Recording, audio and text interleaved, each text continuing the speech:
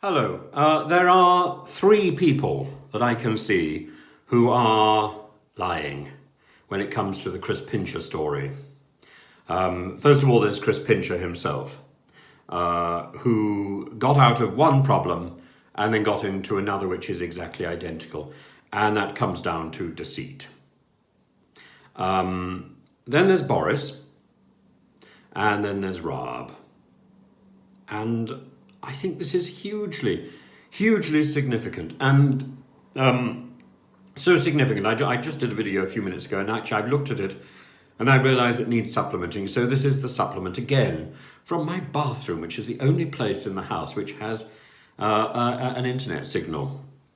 But I hope that will improve. I can't see what you could possibly do in the bathroom with an internet signal as a rule.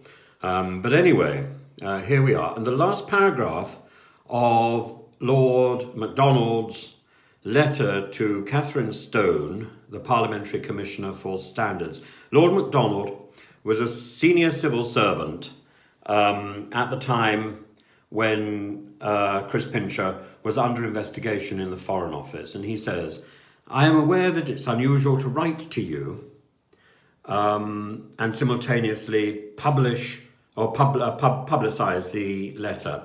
I am conscious of the duty owed to the target of the investigation, but I act out of my duty towards the victims.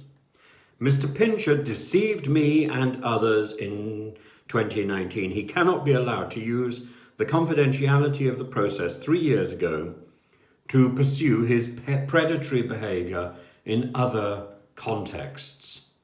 Yours sincerely, Simon." And, I think that is probably a more damning paragraph than anything in Partygate, and indeed anything on the sofa in the Foreign Office. This, I think, is the story that will do for Mr. Johnson. And he is foolish to play games with truth in this situation, in this sort of situation. I do not understand why he's trying to defend the indefensible. I do understand ideas about mercy and giving people a second chance. But in this case, we've got to consider also that we're looking at people who are supposed to be icons of respectability, and people that we admire and people who are representing us in the Mother of Parliaments. I don't want to be represented by somebody who is handsy.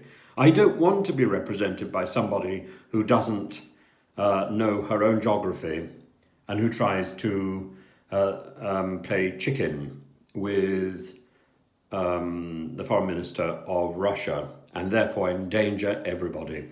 I do not want to be represented by somebody who prefers sunscreen to dealing with the people who put their lives on the line for us in Afghanistan. I do not particularly want to be represented by people who claim in their youth to have had a problem with Class A drugs. I don't want to be represented by people who have the shadow of bullying hanging over them, or people who cannot master their own brief. Yes, I'm sympathetic to people who are adjusting to their new role.